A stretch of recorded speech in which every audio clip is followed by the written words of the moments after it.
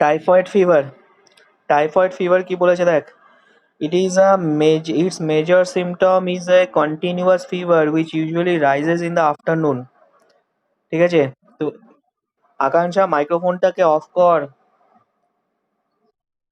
ব্যাকগ্রাউন্ডে আওয়াজ আসছে আকাঙ্ক্ষা। মাইক্রোফোনটাকে মিউট করে রাখ আকাঙ্ক্ষা, ব্যাকগ্রাউন্ডে আওয়াজ আসছে। আচ্ছা, তো মেজর সিমটম কি? ফিভার আসে, ঠিক আছে? সারাদিন রাত ফিভার থাকে। না, 1820 স্প্যানিশ ফ্লু কি প্যান্ডেমিক? হ্যাঁ, এর আগে আমাদের একটা প্যান্ডেমিক ছিল মনে আছে? স্মল পক্স এর নাম শুনেছিস? স্মল পক্স ওরা পড়বি হয়তো। এর আগে আমাদের প্যান্ডেমিক ছিল, ঠিক আছে? ওটার এগেনস্টে ভ্যাকসিন আমরা নিয়েছিলাম, অনেকেই নিয়েছিলাম। আমাদের প্রেজেন্ট জেনারেশন আমাদের হয়তো নিতে হচ্ছে না এখন আর, কিন্তু আমাদের বাবা মা কিংবা দাদু ঠাকমা জ্যাঠা জেঠি এদেরকে জিজ্ঞেস করলে জানতে পারবি যে এরা সেই ভ্যাকসিনগুলো নিয়েছিল, ঠিক আছে? আস্তে আস্তে স্মল পক্সটা কি হয়ে গেছে, ইরাডিকেট হয়ে গেছে। হ্যাঁ, সেটা আমাদের মধ্যে আর নেই, ছড়ায় না ডিজিজটা। স্মল পক্সের ভাইরাসটা আর নেই আমাদের আমাদের আশেপাশে। তো সেই কারণে তার ভ্যাকসিনটা আর নেওয়ার প্রয়োজন পড়ে না। সিমিলারলি পোলিওমাইলাইটিস এর নামটা শুনেছিস তো? Polio disease. তো পোলিওমাইলাইটিসটাও আস্তে আস্তে কিন্তু ইরাডিকেশনের রাস্তায় যাচ্ছে। তো আমাদের ওই যারা যারা সেন্সাস করে, তারপর ধর এই ডিজিজ নিয়ে যারা সেন্সাস করে অ্যাকচুয়ালি, তারা সব রিপোর্ট টিপোর্ট জেনারেট করে। তো তো তারা দেখছে যে ইন্ডিয়াতে পোলিও কেসেস খুব রেয়ারলি দেখা যাচ্ছে এবং আস্তে আস্তে ইরেডিকেশনের দিকে যাচ্ছে। হয়তো এমন হতে পারে যে ফিউচার জেনারেশনস গুলোতে পোলিও ভ্যাকসিন আর নেওয়ার প্রয়োজন পড়বে না।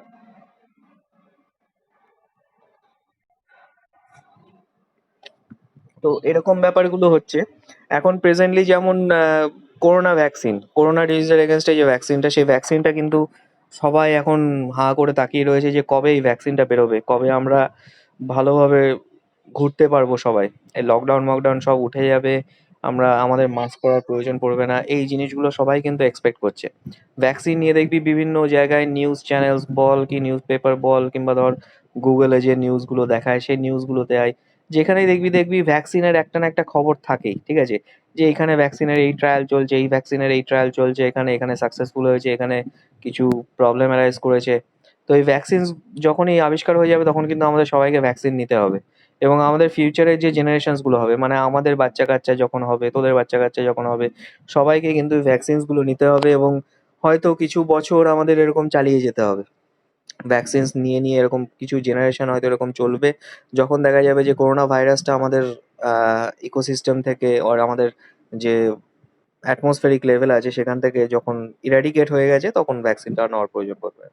হয়তো সেই সময় অন্য কোনো নতুন ডিজিজ অ্যারাইজ করতে পারে, ঠিক আছে? এরকমই ব্যাপার ডিজিজগুলো। আচ্ছা, টাইফয়েড ফিভারে আয়। টাইফয়েড ফিভারে তাহলে কি হচ্ছে, যে এখানে কন্টিনিউয়াস ফিভার থাকে, জ্বর থাকে সারাদিন রাত ধরে, দুপুরের দিকে জ্বরটা বেশি হয়, usually rises in the afternoon. Reddish eruptions appear on the chest and abdomen, ঠিক আছে? র্যাশ বেরোয় বুকে এবং পেটের দিকে, কি হয়, র্যাশ বেরোয়, লাল লাল টাইপের ইরাপশনস হয়, উঁচু উঁচু টাইপের ফোস্কার মতন পড়ে। কজটিভ এজেন্ট দেখ, যা ব্যাকটেরিয়াটার নাম হচ্ছে সালমোনেলা টাইফি। আহ কলেরার যেমন হচ্ছে ভিব্রিও কলেরি ছিল, ঠিক আছে? এখানে দেখ নামটা একটুখানি ভুল আছে, ভিব্রিওর ভিটা কিন্তু ক্যাপিটাল লিখবি। তোরা যখন খাতায় লিখবি, তোরা সাইন্টিফিক নেম লেখার রুলটা একটু ভালো করে মনে রাখিস। সাইন্টিফিক নেম এগুলো, হ্যাঁ, যেগুলো দেখবি ইটালিক্স এর যে নামগুলো বইতে লেখা লেখা থাকবে সেগুলো হচ্ছে সাইন্টিফিক নেম। সাইন্টিফিক নেমে দুটো পার্টে হয়, ফার্স্ট পার্টটাকে বলা হয় জেনাস নেম, আর সেকেন্ড পার্টটাকে বলা হয় স্পেসিস নেম, ঠিক আছে? ফার্স্ট হচ্ছে ভিব্রিওটা, যেমন এখানে হচ্ছে জেনাস নেম, VIBRIO, ভিব্রিওটা হচ্ছে জেনাস নেম। আর কলেরিটা হচ্ছে স্পেসিফিক নেম, আর স্পেসিস নেম আমরা বলি। তো জেনাস আর স্পেসিফিক নেমটা আমরা সবসময় সাইন্টিফিক নেমে মেনশন করব। এবং যখন জেনাস নেমটা লিখবো তখন আমরা সবসময় ফার্স্ট লেটারটা, জেনাস নেমের ফার্স্ট লেটারটা ক্যাপিটাল লিখবো।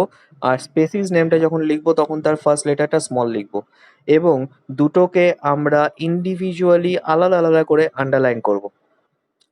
অবশ্যই মনে রাখবি যে সায়েন্টিফিক নেম লেখার সময় আমাকে জেনাস নেম ক্যাপিটাল লেটার দিয়ে স্টার্ট করতে হবে, স্পেসিস নেম স্মল লেটারে স্টার্ট করতে হবে, দুটোর মাঝখানে স্পেস থাকবে একটা, আর দুটোকে আমরা আলাদা আলাদা করে আন্ডারলাইন করব। This is the rule of writing scientific name, ঠিক আছে? তোদের যদি ধর কোয়েশ্চেন দেয়, না, সাপোজ নেম দ্য ফলোয়িং একটা কোয়েশ্চেন দিল, যে name the causative agent of cholera disease, তোরা লিখলি ভিব্রিও কলেরি, ঠিক আছে? সায়েন্টিফিক নেমের রুলটাকে তোরা ফলো করলি না, কোনো একটা রুল হয়তো মিসিং করে গেলি, আন্ডারলাইন করতে ভুলে গেলি, ঠিক আছে? কিংবা হয়তো ধর জেনাস নেমটাকে তোরা ক্যাপিটাল লেটার দিয়ে স্টার্ট করলি না, তখন কিন্তু teacher has the discretion two cut your full marks. ঠিক আছে, পুরো মার্কসটা কাটার। উফ, আকাঙ্ক্ষা, আমি তোকে বারবার বলছি মাইক্রোফোনটাকে মিউট কর, তুই শুনছিসই না।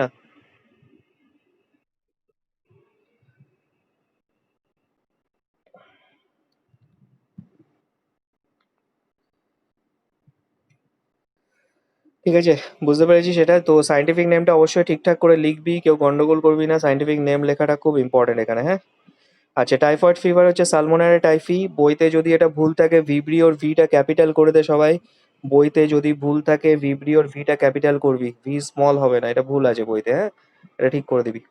তো সালমোনেলা টাইফি এই যে কজেটিভ জার্মের নাম, এটাকে কি বলা হয়েছে, ফ্ল্যাজেলেটেড ব্যাকটেরিয়াম। ফ্ল্যাজেলা হচ্ছে একটা ব্যাকটেরিয়ার স্ট্রাকচারের মধ্যে পড়ে, একটা হেয়ার লাইক এক্সটেনশন থাকে কিছু কিছু ব্যাকটেরিয়া। তোদের ওই ব্যাকটেরিয়ান ফাঙ্গি যখন চ্যাপ্টারটা পড়াবো তখন ফ্ল্যাজেলার ব্যাপারে ডিটেলসে বলে দেবো। তো ফ্ল্যাজেলা দিয়ে ওরা মুভমেন্ট করে, লোকোমোশন করে, এক জায়গা থেকে আরেক জায়গায় যেতে পারে। ঠিক আছে, এরা কি করে, আমাদের বডির ভেতরে ঢুকে ইন্টেস্টাইনে অ্যাটাক করে, মানে আমাদের পেটের যে স্মল ইন্টেস্টাইন লার্জ ইন্টেস্টাইন আছে সেখানে অ্যাটাক করে, ইন্টেস্টাইনস গুলোতে অ্যাটাক করছে। The patient passes out germs in his এক্সক্রিটা।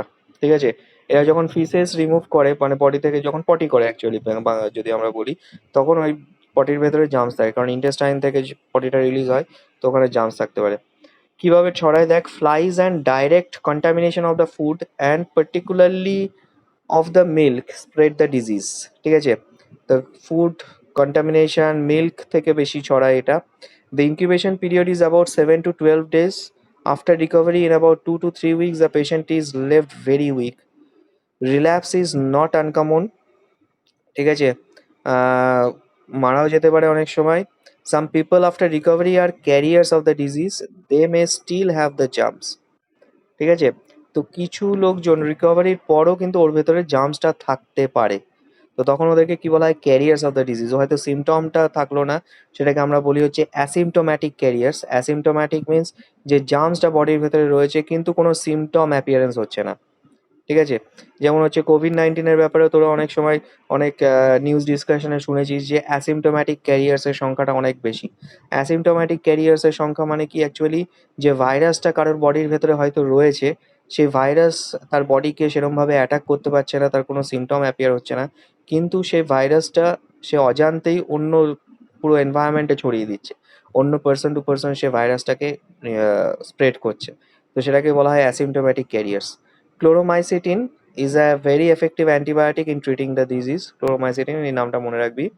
Prevention, বাঁচার জন্য আমরা কি করব, typhoid inoculation should be repeated every year. টাইফয়েডের যদি কোনো ইঞ্জেকশন থাকে অ্যান্টি টাইফয়েড, মানে টাইফয়েড জামটাকে মারার জন্য যে ইন মেডিসিনসগুলো হয় সেগুলো আমাদের নিতে হবে প্রত্যেক বছর। Proper sanitation and control of flies reduce chances of the disease. Third disease হচ্ছে টিউবারক্লোসিস, টিবি, নামটা শুনেছিস নিশ্চয়ই অনেকে। This is usually a disease of the lungs through, although other parts including brain, kidney and bones may also be affected.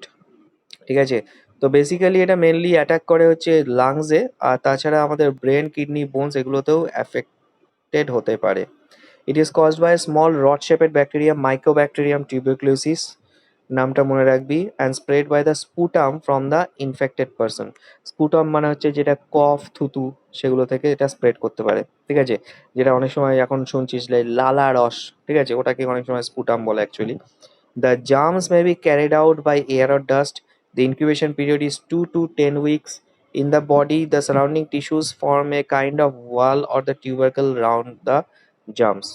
ঠিক আছে, তো বডির ভেতরে যখনই এটা এন্টার করবে, যে জার্মস গুলো যেখানে যেখানে অ্যাটাক করবে সেখানে কি হবে, the tissues form a kind of wall or tubercle. ঠিক আছে, যেখানে যেখানে অ্যাটাক করবে সেইখানকার সেলস গুলো, টিস্যুস গুলো কি করবে, বাইরে একটা কভারিং তৈরি করে নেবে, ওয়াল তৈরি করে নেবে। The germs are widespread and almost everyone receives them. Most people overcome minor infections. ঠিক আছে, তো জার্মসটা খুব ছড়ায়, ওয়াইড স্প্রেড, খুব বেশিভাবে ছড়াতে পারে, কারণ কারো ধর টিউবারক্লোসিস আছে, সে হয়তো ওখানে গিয়ে হয়তো হাঁচি দিল, কাশলো, তো সেই ড্রপলেট ইনফেকশনের মাধ্যমে অন্য পার্সনের ভিতরে এটা ডিজিজটা স্প্রেড করতে পারে। এবং কিছু কিছু ক্ষেত্রে এটা খুব খুব ছোটোখাটো ইনফেকশনস করে হয়তো বডির ইমিউনিটি পাওয়ার এটাকে সারিয়ে দিতে পারে, natural immunity. If the body resistance is low, the disease become severe. যদি কারো ইমিউনিটি পাওয়ার খুব একটা ভালো না হয়, ঠিক আছে, উইক হয়, তখন ডিজিজটা ছড়িয়ে বড়সড় আকার নিয়ে যেতে পারে এবং সেটা লাইফ থ্রেটনিং পর্যন্ত হতে পারে। It requires treatments in it's early stages and antibiotic streptomycin, যেমন এখানে ক্লোরোমাইসিটিন পড়লি তেমনি এখানে streptomycin antibiotic is very effective drug in curing tuberculosis, it inhibits the growth of the bacteria. BCG vaccination has been found useful in developing immunity for tuberculosis. So BCG এর ফুল ফর্মটা সবাই লিখে নে, bacillus of Calmette and Guerin. বিসিজির full ফর্মটা লিখে নে সবাই, bacillus of Calmette and Guerin. স্পেলিংটা আমি বলে দিচ্ছি, BACILLUS, bacillus, BACILLUS, bacillus of Calmette, CALME, Calmette, and Guerin, GUERIN, Guerin. Bacillus of Calmette and Guerin, এই ভ্যাকসিনেশনটা আমরা নিই টিউবারকুলোসিস থেকে বাঁচার জন্য। March 24 is observed as anti tuberculosis day. ঠিক আছে, মনে রাখিস ভালো করে। এখানে কিছু এক্সট্রা ইনফরমেশন দেওয়া রয়েছে, জাস্ট দেখে রাখিস, তোদের নলেজের জন্য রাখতে পারিস সেটা দেখে। পরের পেজে আসছি, দেখ চারটা রয়েছে, তিনটে ডিজিজ রয়েছে, দেখ tuberculosis, cholera, typhoid, incubation period, mode of transmission, symptom, prevention. ভালো করে পড়ে নিবি। আর বাকি 4 থেকে 10 অবধি যেগুলো রয়েছে সেগুলো হচ্ছে extra out of syllabus, just দেখে রাখিস। ইচ্ছা হলে, আমি জোর দেবো না, দরকার পড়লে দেখে রাখিস, but you should take the information from your school teacher that whether he or she is teaching you all these diseases or not. যদি পড়ান তাহলে চান্সেস আছে যে তোদের হয়তো পরীক্ষায় এই কোয়েশ্চেন এখান থেকে দিতে পারে। তো সেটা তোদের স্কুলে যখন চ্যাপ্টারটা পড়াবেন টিচার, তখন ভালো করে খেয়াল রাখবি। পরের পেজে আসছি, দেখ disease caused by protozoan. Protozoan ডিজিজের মধ্যে কি আছে, দেখ ফার্স্ট হচ্ছে ম্যালেরিয়া। ম্যালেরিয়া দেখতে পেয়েছিস, ম্যালেরিয়ার ব্যাপারটা কি, কজ বাই প্রোটোজোয়ান প্লাজমোডিয়াম, আগের চ্যাপ্টারে পড়েছিলি। The infective stage of the parasite is transmitted through the bite of the female Anopheles mosquito along with its saliva. ঠিক আছে, অ্যানোফিলিস, কিউলেক্স আর এডিস, এই 3 ধরনের মসকিউটো আমাদের এখানে পাওয়া যায় মেনলি। তো এই অ্যানোফিলিস মসকিউটো যদি আমাদের কামড়ায়, তোদের আগের চ্যাপ্টারেও বলেছিলাম যে একটা হেলদি পার্সন আর একটা ইনফেক্টেড পার্সন রয়েছে। সাপোজ কোনো একটা লোকের ইনফেক্টেড পার্সন, তার ম্যালেরিয়া ডিজিজটা রয়েছে, তো তার বডির ভেতরে এই প্লাজমোডিয়াম প্রোটোজোয়ানটা রয়েছে ব্লাডে। একটা মশা গিয়ে তাকে কামড়ালো, তার রক্ত নিল, তার ব্লাড দিয়ে কি হলো, ওই ম্যালেরিয়া প্রোটোজোয়ানটা তার মশার পেটের ভেতরে চলে এলো। ঠিক আছে, এই প্রোটোজোয়ানটা এটা সার্টেন টাইম অবধি তার মশার পেটের ভেতরে থাকবে, মশার কোনো রকম কোনো প্রবলেম হবে না। এবং নেক্সট টাইম যখন সে একটা হেলদি পার্সনকে কামড়াতে যাবে, তো কামড়ানোর সময় ওরা কি করে, স্যালাইভা পোর করে, যেটা তোদের আগের দিনও বলেছিলাম যে অ্যানাস্থেশিয়া গ্রুপের কিছু সাবস্ট্যান্স থাকে ওই স্যালাইভার ভেতরে, ওর জন্য আমরা অনেক সময় মশা কামড়ালে বুঝতেও পারি না যে মশাটা কামড়াচ্ছে, আমরা রক্ত খাচ্ছে। তো যখন এই স্যালাইভাটা ওরা পোর করবে, সেই স্যালাইভার সাথে সাথে এই প্রোটোজোয়ানটাও আমাদের ব্লাডের ভেতরে এন্টার করে যেতে পারে এবং আমাদের ইনফেকশনটা ওখান থেকে স্টার্ট হয়ে যেতে পারে। ঠিক আছে, ইনকিউবেশন পিরিয়ড কি বলেছে, দেখ about 3 weeks the parasite grows and multiplies in the red blood cells and destroys them in the process. আমাদের রেড ব্লাড সেলসগুলোতে এই প্যারাসাইটটা, এই প্লাজমোডিয়াম প্যারাসাইটটা গ্রো করে আর মাল্টিপ্লাই করে, মানে বংশ বিস্তার করে, একটা থেকে দুটো, দুটো থেকে চারটে, এরকমভাবে মাল্টিপ্লাই করে এবং আমাদের রেড ব্লাড সেলসগুলোকে আস্তে আস্তে নষ্ট করে দিতে থাকে। চিল অ্যান্ড হাই ফিভার আর repeated on third or fourth day. Chill মানে কাঁপুনি দিয়ে জ্বর আসে, এদের ক্ষেত্রে যেটা হয় কাঁপুনি দিয়ে জ্বর আসে, চিল অ্যান্ড হাই ফিভার যেটাকে বলেছে। তো কি হয়, থার্ড আর ফোর্থ ডেতে পরপর রিপিট হয়, মানে আজকে হলো, 3 দিন পর আবার হবে, 4 দিন পর আবার হবে, এরকম করে করে কিন্তু কাঁপুনি দিয়ে জ্বর আসবে এবং খুব মারাত্মকভাবে জ্বর আসে সেটা। When the mosquito bites a patient, the parasite is sucked in along with the blood. It grows and multiplies within the mosquito. Various drugs, এটা ভালো করে মনে রাখবি, quinine, paludrin, camoquine, etc. are useful in treatment. The disease is common in hot and humid countries. ঠিক আছে, আমাদের এখানে যেমন হট অ্যান্ড হিউমিড রিজিয়ন, আমরা এখানে হট অ্যান্ড হিউমিড কান্ট্রির মধ্যে থাকি, তো এইসব জায়গায় ম্যালেরিয়া ডিজিজটা বেশি স্প্রেড করতে পারে। কন্ট্রোল মেজার্স কি করব, মসকিউটো হাঁটাও, মসকিউটো হাঁটাও, ম্যালেরিয়া থেকে বাঁচাও। ওর জন্য মসকিউটো যেখানে ব্রিডিং প্লেসেসগুলো আছে সেগুলোকে ডিস্ট্রয় করতে হয়। তারপর দেখবি সেই আগের চ্যাপ্টারে যেগুলো পড়েছিলি যে ইনসেকটিসাইড স্প্রে করো, তারপর হচ্ছে মসকিউটো নেটস ইউজ করো, এসব করতে হবে। ঠিক আছে, আচ্ছা, অ্যামিবিক ডিসেন্ট্রি, এটাও আগের চ্যাপ্টারে পড়েছিলি, অ্যামিবায়াসিস বলা হয়, এন্টামিবা হিস্টোলেটিকা এই অ্যামিবা দিয়ে হয়। আর এটা বলেছিলি হচ্ছে অ্যামিবিক ডিসেন্ট্রি, আর এটা কি ডিসেন্ট্রি পড়েছিলি যেন, মনে আছে কারোর? অ্যামিবিক ডিসেন্ট্রি আরেকটা কি ডিসেন্ট্রি মনে আছে তোরা, কি আছিস ক্লাস? হ্যাঁ, ব্যাসিলারি ডিসেন্ট্রি। ঠিক আছে? তো এন্টামিবা হিস্টোলিটিকা, এই অ্যামিবা দিয়ে এটা হয়। It causes destruction of the lining of the large intestine, ঠিক আছে? আমাদের লার্জ ইন্টেস্টাইনটাকে নষ্ট করে দেয়, বাইরে যে মানে ভেতরে যে প্রোটেক্টিভ কভারিংটা থাকে সেটাকে নষ্ট করে দেয়। ডায়রিয়া হয়, মানে পেট খারাপ হয়, ভমিটিং হয়, উইথ গ্রিপিং পেন। গ্রিপিং মানে প্রচন্ড, মানে মোচড় দিয়ে দিয়ে ব্যথা। গ্রিপিং পেন অ্যাকচুয়ালি কি, পেটের ভেতরে মোচড় দিয়ে দিয়ে ব্যথা করে, ঠিক আছে? And discharge of mucus and sometimes blood in the stools, ঠিক আছে? তো পটি দিয়ে কি বেরোয়, মিউকাস বেরিয়ে যেতে পারে, অনেক সময় রক্তও বেরোতে পারে, কারণ যেহেতু লার্জ ইন্টেস্টাইনে এখানে ইনফেকশন হচ্ছে, তো লার্জ ইন্টেস্টাইনের ওয়ালসগুলো নষ্ট করে দিচ্ছে, তো ওই ওয়ালসগুলো থেকে যে ব্লাড ভেসেলসগুলো আছে সেগুলো ড্যামেজ হয়ে যাচ্ছে, তো সেই ব্লাডটা ওখান দিয়ে স্টুল দিয়ে বেরিয়ে যেতে পারে। Infection is by contamination of the food, especially by flies. The incubation period is about 1 week. Proper sanitation and protecting food from dust and flies prevent spreading of the disease, ঠিক আছে? বুঝতে পেরেছি সেটুকু। থার্ড আছে দেখ, sleeping sickness. It is a disease caused by the flagellated protozoan. Flagella মানে তোদের আগেও বলেছিলাম, ফ্ল্যাজেলা হচ্ছে একটা জাস্ট এক্সটেনশন এদের বডির, হেয়ার লাইক এক্সটেনশন, এটা দিয়ে ওরা মুভ করতে পারে, লোকোমোশন করতে পারে, ঠিক আছে? তো ফ্ল্যাজেলেটেড প্রোটোজোয়া, দেখ নামটা ভালো করে মনে রাখবি, একটু কমপ্লেক্স নাম আছে দেখ, ট্রিপানোসোমা ব্রুসেই গ্যাম্বিয়েন্স। ভালো করে মনে রাখবি, ট্রিপানোসোমা ব্রুসেই গ্যাম্বিয়েন্স। আরেকটা আছে দেখ, ট্রিপানোসোমা ব্রুসেই রোডেসিয়েন্স। এই দুটো নাম কিন্তু খুব কঠিন, ভালো করে মনে রাখবি, স্পেলিং আর প্রোনাউন্সিয়েশন ভালো করে মনে রাখবি। ট্রিপানোসোমা ব্রুসেই গ্যাম্বিয়েন্স অ্যান্ড ট্রিপানোসোমা ব্রুসেই রোডেসিয়েন্স, ভালো করে মার্ক করে রাখবো এতে এটা, ঠিক আছে? It gets transmitted through the bite of the সিসি ফ্লাই, এটাও প্রোনাউন্সিয়েশন ভালো করে মনে রাখবি, সিসি ফ্লাই, টিএসি টিএসি, সিসি বলা হয় এটাকে, হ্যাঁ? সিসি ফ্লাই, এটা এক ধরনের ফ্লাই। ফ্লাইয়ের ছবিটা যদি দেখতে যাস গুগলে সার্চ করে নে, আরামসে পেয়ে যাবি, ইজিলি অনেকগুলো ইমেজ পেয়ে যাবি, দেখে নিস ওখান থেকে। তো এই সিসি ফ্লাই কাটার থেকে এটা হয়, কামড়ালে এটা ডিজিজটা স্প্রেড করতে পারে, ওদের ভেতরে এইটা থাকে। তো সিসি ফ্লাইটা হচ্ছে এখানে কি, ভেক্টর। ভেক্টর তোরা আগেও পড়েছিলি, ম্যালেরিয়াতে যেমন অ্যানোফিলিস মসকিউটোটা হচ্ছে ভেক্টর, তেমনি স্লিপিং সিকনেসের ক্ষেত্রে সিসি ফ্লাইটা হচ্ছে ভেক্টর। এদের ভেতরে জার্মসটা থাকে, এরা জার্মসটাকে এক জায়গা থেকে আরেক জায়গায় ট্রান্সফার করে। Its symptoms are fever, headache, মাথা ব্যথা করবে, ইচিনেস মানে চুলকাবে গায়ে, and joint pains in the first phase, গিটে গিটে ব্যথা করবে প্রথম ফেজে। The patient later on suffers from confusion, ঠিক আছে? সেকেন্ড কেসে কি হবে, কনফিউশন হবে, ঠিক আছে? মানে কোনো কিছু শিওরিটি থাকবে না, কনফিউজ হয়ে থাকবে। পুয়ার কোঅর্ডিনেশন, ঠিক আছে? নিজের বডির কোঅর্ডিনেশনগুলো ঠিকঠাক করে থাকবে না। সাপোজ ধর এরকম যেটা হতে পারে যে জামার বোতাম লাগাতে পারছে না, প্যান্টের চেন লাগাতে পারছে না, ঠিক আছে? অথবা ধর জল, জল ঢেলে, গ্লাসে জল ঢেলে যে খাবে সেটাও খেতে পারছে না ঠিক করে। এই যে এগুলো হচ্ছে কোঅর্ডিনেশনের problem, poor coordination. Numbness, numbness মানে কিছু কিছু জায়গায় হয়তো ঝিম হয়ে যেতে পারে, ঠিক আছে? কোনো ইয়ে পাচ্ছে না, ওই জায়গায় কোনো কিছু সেন্স করতে পারছে না, নাম হয়ে গেছে, ঠিক আছে? সে নামনেস ফিল করতে পারে। ট্রাভেল ইন স্লিপিং, ঘুমোতে অসুবিধা হবে, hence refer to as sleeping sickness. বুঝতে পেরেছিস? ঘুম আসবে না সহজে। This phase is also known as neurological phase and can be fatal at this stage, ঠিক আছে? এখানে অ্যাকচুয়ালি যে প্রবলেমটা হয় সেটা হচ্ছে নার্ভাস প্রবলেম অ্যারাইজ করে যায়, নিউরনে, নার্ভাস সিস্টেমের প্রবলেম অ্যারাইজ করে যায়, ওর জন্য বলা হয়েছে নিউরোজিক্যাল ফেজ।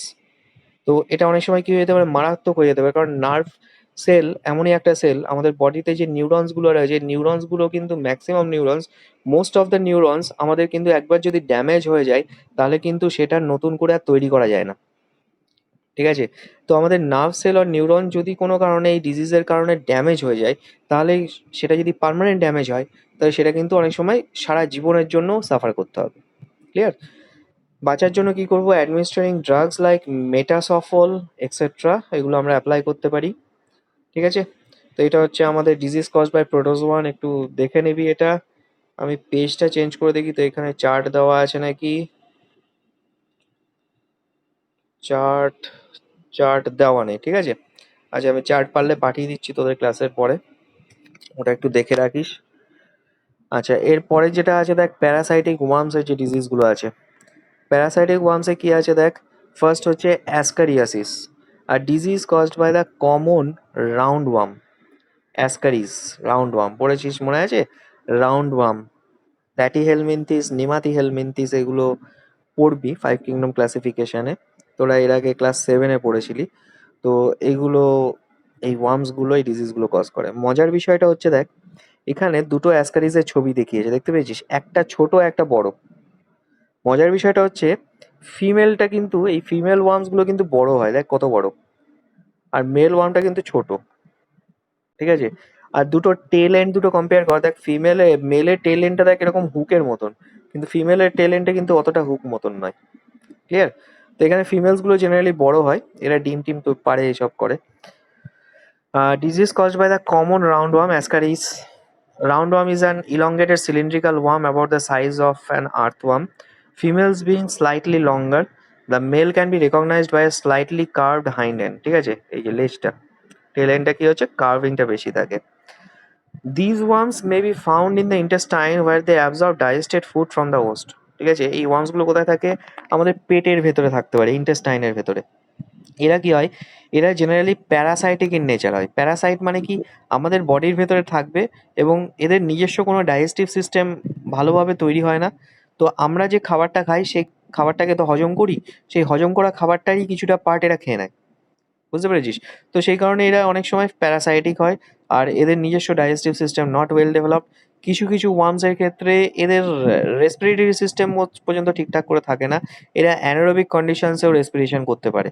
আমাদের পেটের ভেতরে নিশ্চয়ই অক্সিজেন সাপ্লাই তো ওরমভাবে থাকবে না, তো ওরা অ্যানারোবিক কন্ডিশনস ওখানে রেসপায়ার করে বেঁচে থাকতে পারে, ঠিক আছে? তো ফিমেল ওয়ার্মসগুলো কি করে, প্রচুর ডিম পাড়ে। The female lays eggs, thousands eggs per day, which pass out along with the patient's fishes. পটি দিয়ে এটা পাস হতে পারে। The eggs get scattered in the soil. ঠিক আছে, অনেকে আছে যে আমরা যে অনেকে আছি যারা আমরা আমরা টয়লেট ইউজ করি, বাড়ির বাথরুম ইউজ করি এবং ক্লোজড, ভালোভাবে আমরা স্যানিটেশনটা ফলো করি এবং ওটা ক্লোজড ট্যাঙ্কের ভেতরে ওটা চলে যায়, যেটাকে আমরা বলি অনেক সময় সেস পুলের ভেতরে চলে যায়। অনেকে গ্রামগঞ্জের দিকে যদি খেয়াল করিস তাহলে কি হয়, ওখানে দেখবি ওরা মাঠে ঘাটে চলে যায়, গিয়ে বসে পড়ে, সকালবেলা গেল মাঠে ঘাটে গিয়ে বসে পড়লো, ঠিক আছে? তারপর হচ্ছে তোর ওই টয়লেটে প্রেম কথা সিনেমাটা তো দেখেছিস নিশ্চয়ই অনেকে, তো ওখানে দেখবি খুব এই জিনিসগুলো নিয়ে খুব কালচার করা হয়েছে। তারপর ধর ট্রেনে অনেকে ট্রাভেল করেছিস, ট্রেনের টয়লেট যদি খেয়াল করিস, ট্রেনে অনেক সময় দেখবি পটি যেখানে থাকে সেই পটিতে দেখবি করলে কি হয়ে গেল, লাইনে গিয়ে পড়ে গেল অনেক সময়, তাই তো? অনেক ট্রেন এরকম হয়, পুরোনো দিনের ট্রেনগুলোতে এরকম থাকে, ও কিছু কিছু আছে বায়ো টয়লেট ময়লেটা ইউজ করে, এখন অ্যাডভান্স হয়েছে অনেকটা। তো এই জিনিসগুলো, এই যে পটিগুলো যদি কারোর ধরে পেটের ভেতরে এই অ্যাসকারিস ওয়ার্মটা থাকে, তো ওদের ডিমগুলো কি হবে, ওই মাটিতে পড়ে যাবে, তাই তো? এবার ধর যারা কিছু অ্যানিমালস আছে যারা এই নোংরা জিনিসগুলো খেতে ভালোবাসে, ঠিক আছে? আবার ধর এগুলো অনেক সময় খেতে টেতে, মানে ধর যেখানে চাষবাস করা হচ্ছে গ্রামগঞ্জের দিকে চাষবাস করা হচ্ছে, ওখানে গিয়েই বসে পড়লো সকালবেলা কেউ, ঠিক আছে? দিয়ে ওখানে ওয়ার্মটা ছেড়ে দিয়ে, ওয়ার্মের ডিমগুলো ছেড়ে দিয়ে চলে এলো, ওগুলো মাটিতে মিশলো। সেই মাটি থেকে কি হলো, যেগুলো ধর আন্ডারগ্রাউন্ড যে ভেজিটেবলস গুলো আমরা খাচ্ছি সেগুলোর ভেতরে চলে গেল। আমরা বাজার থেকে সেই ভেজিটেবলটা কিনে নিয়ে এলাম, ভালো করে ধুলাম না, পরিষ্কার করলাম না, রান্না করলাম না, ভালো করে খেয়ে নিলাম, ঠিক আছে? তো ন্যাচারালি আমার ওয়ার্মটা আমার পেটের ভেতরে চলে আসবে এবং আমাদের বডির ভেতরে আবার ওরা ইনফেকশন স্টার্ট করে দেবে, ঠিক আছে? তো এইভাবে ডিজিজটা স্প্রেড করে। The eggs get scattered in the soil, reaching even vegetables in the fields. Children playing on the ground may get the microscopic eggs on their hands, and the infection can occur by eating with unwashed hands or through unwashed raw vegetables. ঠিক আছে? Second কি আছে দেখ, taeniasis, টেনিয়াসোলিয়াম, যেটাকে আমরা অনেক সময় বলি কৃমি, ঠিক আছে? আর অনেক সময় এটা কি হয়, এটা খুব মারাত্মক একটা রোগ হয়ে যায়, ঠিক আছে? টেনিয়াসিস ডিজিজটা, এটা ইনফেক্টেড বিফ আর পর্ক থেকে হয়, ঠিক আছে? বিফ আর পর্ক মানে নিশ্চয়ই জানিস সবাই, এটা আমি আর বাংলায় ডেসক্রাইব করলাম না। বিফ আর পর্ক নিশ্চয়ই জানিস সবাই মানে কি। These are two common tapeworms, one is spread by eating infected pork and the other by infected beef. The tapeworm remains in the intestine where it may reach a length of a metre or so. ঠিক আছে, এটা আমাদের পেটের ভেতরে থেকে এবং 1 metre অব্দি length হতে পারে। 1 মিটার লেংথ মানে তুই চিন্তা কর, 1 মিটার মানে হচ্ছে 100 সেন্টিমিটার, ঠিক আছে? 100 সেন্টিমিটার তুই এবার কম্পেয়ার কর, তোর কাছে নিশ্চয়ই প্লাস্টিকের সেই লম্বা স্কেলগুলো আছে, প্লাস্টিকের লম্বা স্কেলে দেখ মেজারমেন্ট রয়েছে 30 সেন্টিমিটার। তো 30 সেন্টিমিটারের একটা স্কেল, তুই তিনখানা ওরকম স্কেল পাশাপাশি বসালে কত হচ্ছে, 90 সেন্টিমিটার। তার সঙ্গে আরো 10 সেন্টিমিটার অ্যাড কর, 1 মিটার, তাহলে বুঝতে পারবি যে এটা, ইমাজিন কর যে কত লম্বা হতে পারে এই worm, up to 1 metre length হতে পারে। এটাও ঠিক একই মেথডে ছড়ায় যেটা আমি তোদের একটু আগেই বললাম, যে পটি করার যে জঙ্গলে টঙ্গলে, তারপর এসব মাটিতে, সেখান থেকে স্প্রেড করে। মানে ধর এই যে জন্তু জানোয়ার গুলো আছে, তারা ধর এসব নোংরা টোংরা খেতে অনেক সময় ভালোবাসে, ধর গরু ঘাস খেতে গেছে, তো ওরা ঘাসের মধ্যে পটি করে রয়েছে, ভুল করে ওখানে মুখ দিয়ে দিল, তো ওটা তো ওর মুখের ওর পেটের ভেতরে চলে গেল। তারপর ধর পিগ নোংরা জিনিস খেতেই বেশি ভালোবাসে আমরা জানি। তো ওখানে ওই পটি দিয়ে পটিটা ওর ভেতরে চলে গেল। তো এই ওয়ার্মস গুলো কি হলো, ওদের যে লার্ভা গুলো, সেই লার্ভা গুলো ওদের বডির ভেতরে থাকলো। এবার ওদেরকে আমরা কেটে যদি সাপোজ খেয়ে নিলাম, ভালো করে রান্না করলাম না, তখন কি হবে, লার্ভা গুলো নষ্ট হবে না, লার্ভা গুলো থাকবে আমাদের বডির ভেতরে, ঢুকে যাবে through through their meat, then they will start reproduction inside our intestine and they will cause a disease. ঠিক আছে? The mature worm breaks off a small segment from its tail end which passes out with the feces. These segments contain eggs. When the eggs are accidentally ingested by a pig or cow, they hatch and from larval stage which settle in the muscles of their new host. When the final host, eats raw or imperfectly cooked pork or beef, the worm matures in the intestine. ঠিক আছে? বুঝতে পেরেছিস সেটুকু? এখানে দেখ ছবি দেওয়া রয়েছে। এদের ছবিটা একটুখানি ভালো করে দেখে রাখবি। এদের স্কোলেক্স অনেক কিছু রয়েছে। তোদের বইতে এগুলো লেখা নেই বলে আমি এদের স্ট্রাকচারটা ডেসক্রিপশন করলাম না। ঠিক আছে? থার্ড যেটা আছে দেখ, ফাইলারিয়াসিস। আজকে এটাই লাস্ট বলবো, এরপরে ভাইরাল ডিজিজটা পরের দিন ডিসকাস করবো। ফাইলারিয়াসিস কি লেখা রয়েছে দেখ, it is a tropical disease also known as elephantiasis. It is caused by the filarial worm Wuchereria bancrofti. Wuchereria bancrofti. It is transmitted through the bite of Culex mosquito. ঠিক আছে? Malaria যেমন পড়েছিলি Anopheles mosquito, তেমনি filariasis হচ্ছে Culex mosquito কামড়ালে হয়। These tiny worms lie in the lymphatic system and connective tissue of the human body, mainly the limbs. ঠিক আছে? হাতে পায়ের যে লিম্ফ্যাটিক, আমাদের বডিতে অ্যাকচুয়ালি দুটো সিস্টেম আছে, একটা হচ্ছে লিম্ফ্যাটিক সিস্টেম আছে আর একটা হচ্ছে ব্লাড ভাস্কুলার সিস্টেম আছে। ঠিক আছে? তো আমাদের লিম্ফ জিনিসটা অ্যাকচুয়ালি কি, লিম্ফ হচ্ছে, দেখ আমাদের ব্লাড ভেসেলস দিয়ে ব্লাড ফ্লো করে। ঠিক আছে? তো ব্লাড ভেসেলস আমাদের বেসিক্যালি তিনটে টাইপের হয়, আর্টারি, ভেন আর ক্যাপিলারিস। হার্ট থেকে অক্সিজেনেটেড ব্লাড পাম্প হয়, আর্টারি দিয়েও সেটাকে ছাড়া হয়। আর্টারিটা হচ্ছে মোটা পাইপ, বড় পাইপ। সেই আর্টারিসগুলো যখন প্রত্যেকটা সেল আর টিস্যুর কাছে ব্লাড সাপ্লাই দেওয়ার জন্য রেডি হয়, তখন তার এই আর্টারিসগুলোর প্রচুর ব্রাঞ্চিং হয়ে যায়। সেই ব্রাঞ্চগুলোকে আমরা বলি হচ্ছে ক্যাপিলারিস। সেই ব্রাঞ্চিংগুলো, ক্যাপিলারিসগুলো খুব সরু সরু হয়, খুব পাতলা হয়। They are very thin world and they are very narrow. তো যত সরু হবে, পাতলা হবে, তত কি হবে, ওর ভেতরে ব্লাড ফ্লো এর প্রেশারটা হাই হবে। তোরা আগেও পড়েছিলি যে pressure is inversely proportional to volume আর volume is inversely proportional to pressure. মানে ভলিউম যদি কমিয়ে দেওয়া হয় তাহলে প্রেশার বেশি হয়ে যাবে।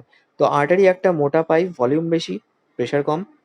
ক্যাপিলারি একটা সরু পাইপ যার ভেতরে ভলিউম কম, প্রেশার বেশি।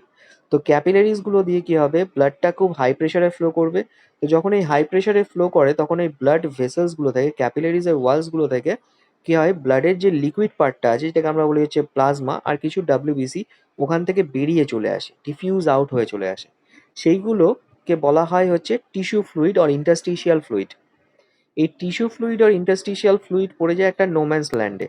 ওরা না সেলের ভেতরে ঢুকতে পারে, না ব্লাডে আর ফিরে যেতে পারে। ওদেরকে রিকভারি করার জন্য একটা ভেসেল আছে, সেটার নাম হচ্ছে লিম্ফ ভেসেল। এই লিম্ফ ভেসেল ওদেরকে নিয়ে নেয়, নিয়ে সেটাকে একটা সার্কুলেটরি সিস্টেমের মধ্যে ফ্লো করায়। সেই টিস্যু ফ্লুইডটা যখন লিম্ফ ভেসেলে এন্টার করে, তখনই ওটার নাম দেওয়া হয় লিম্ফ। বুঝতে পেরেছিস? এইটুকু আমি তোদের বলে রাখলাম, তারপর তোদের ক্লাস 10-এ যখন উঠবি, সার্কুলেটরি সিস্টেম পড়াবো, তখন আরো ডিটেলস এগুলো বলে দেবো। তো এই লিম্ফ্যাটিক সিস্টেমটা হচ্ছে এই লিম্ফের সার্কুলেশন প্রসেসটাকেই বলা হয়। এই সার্কুলেশনটা আমাদের বডিতে সাইমালটেনিয়াসলি চলতে থাকে, just like blood vascular system.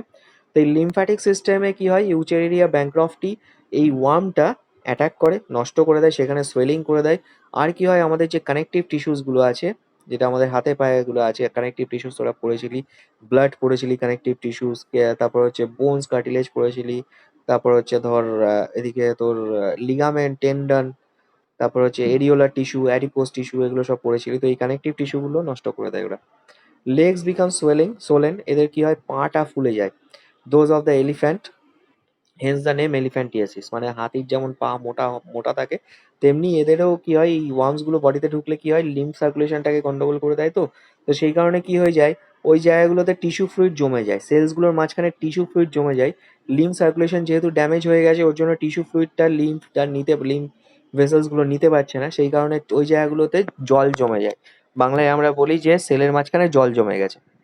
সেই কারণে কি হয়ে যায়, ওই জায়গাগুলো ফুলে যায়। দেখবি অনেক সময় আমরা ধর দীর্ঘ অনেকক্ষণ ধরে যদি বসে থাকি কোনো একটা পজিশনে, সাপোজ ধর বাসে করে ওভারনাইট জার্নি করছি, ট্রেনে করে যাচ্ছি অথবা বাসে করে যাচ্ছি, দেখবি আমাদের অনেক সময় পা গুলো ফুলে যায়, দেখবি জুতো পরতে অসুবিধা হয়। ঠিক আছে? কেন হয়? কারণ আমরা অনেকক্ষণ বসে আছি তো। বসে থাকার ফলে কি হচ্ছে, আমাদের ওখানে ব্লাড ভেসেলস গুলো কিন্তু চাপ পড়ে রয়েছে, চাপ পড়েছে। সেই কারণে ওখানে সাপ্লাইটা কিন্তু প্রপার হচ্ছে না। হ্যাঁ? তো এই ব্লাড নিয়ে যাচ্ছে কিন্তু টিস্যু ফ্লুইডটা যেটা ফেরত আসার কথা লিম্ফ দিয়ে, লিম্ফ্যাটিক ভেসেলস দিয়ে, সেটা ঠিকঠাক করে ফেরত আসছে না। ওর জন্য ওইখানে কি হচ্ছে, সেলের মাঝখানে টিস্যু ফ্লুইড অ্যাকুমুলেশন হচ্ছে আর ওই জায়গাগুলো ফুলে যাচ্ছে। দেখবি পাটা ফুলে যায় বেশি। হ্যাঁ? এটা অনেকেরই হয়েছে, দেখবি যারা ওভারনাইট জার্নি করেছিস, ওরা অনেকক্ষণ ৫ ঘন্টা ৬ ঘন্টা একভাবে বসে রয়েছিস, তাদের দেখবি পা ফুলে যায় অনেক সময়। ঠিক আছে? তো এইটাই যখন মারাত্মক আকার নিয়ে নেয় তখন সেটাকে বলা হয় এলিফ্যান্টিয়াসিস। যখন আমাদের ওয়ার্মস এর এই উচেরিরিয়া ব্যানক্রাফটি এই অ্যাটাকটা করে, এটার কারণে এলিফ্যান্টিয়াসিস হতে পারে। The swelling is due to the blockage of the lymph circulation by the worms, resulting in inflammation of the lymph glands and lymph vessels. Its symptoms are enlargement of the limbs, ankle, fever with chills in acute cases. ঠিক আছে? মানে limbs, ankle এগুলো ফুলে যায়, জ্বর আসে, আবার অনেক সময় কি হয়, কাঁপুনি দিয়ে জ্বর আসে। বাঁচার জন্য কি করব? ইরাডিকেশন অফ দ্য ভেক্টর, মানে এই এডিস মসকিউটো গুলোকে মেরে, সরি কিউলেক্স মসকিউটো গুলোকে মেরে দিতে হবে, ভেক্টর গুলোকে মেরে দিতে হবে। And use of antibiotics and anti inflammatory analgesics. Anti inflammatory মানে হচ্ছে ইনফ্লামেশন, মানে হচ্ছে ফুলে যাওয়া, তো ফোলানো কমার জন্য কিছু ওষুধ পাওয়া যায়। আর অ্যানালজেসিক মানে হচ্ছে পেন কিলার্স। তো এই ব্যথা হয়, ফুলে ফুলে যায়, সেগুলোর জন্য আমরা ওষুধ ইউজ করি। সেই ওষুধ খেয়ে আমাদের প্রিভেন্টেড থাকতে হবে। ক্লিয়ার? বুঝতে পেরেছিস? শর্ট ট্রিট করতে হবে। এইটুকু বুঝতে পেরেছিস সবাই? কারো কোনো ডাউট থাকলে আমাকে জিজ্ঞেস করে নিতে পারিস এইটুকুর মধ্যে। ভাইরাল ডিজিজটা পরের দিন আসবো। ঠিক আছে? এইডস রয়েছে দেখ, এইডস এর ব্যাপার অনেকটা রয়েছে, চিকেন পক্স রয়েছে, আর হেপাটাইটিস রয়েছে। ৩টে ভাইরাল ডিজিজ রয়েছে, পরের দিন এই ৩টে ডিসকাশন করবো আর এক্সারসাইজটা করিয়ে দেবো তোদের। ইন দ্য মিন টাইম তোরা এইটুকু দেখে নে, ফাইলেরিয়াসিস অবধি দেখে নে। যদি কারো কোনো ডাউট থাকে আমাকে জিজ্ঞেস করে নিতে পারিস, আমি ওয়েট করছি। ২ মিনিট ওয়েট করছি, যদি কারো কোনো ডাউট থাকে আমাকে জিজ্ঞেস করতে পারিস।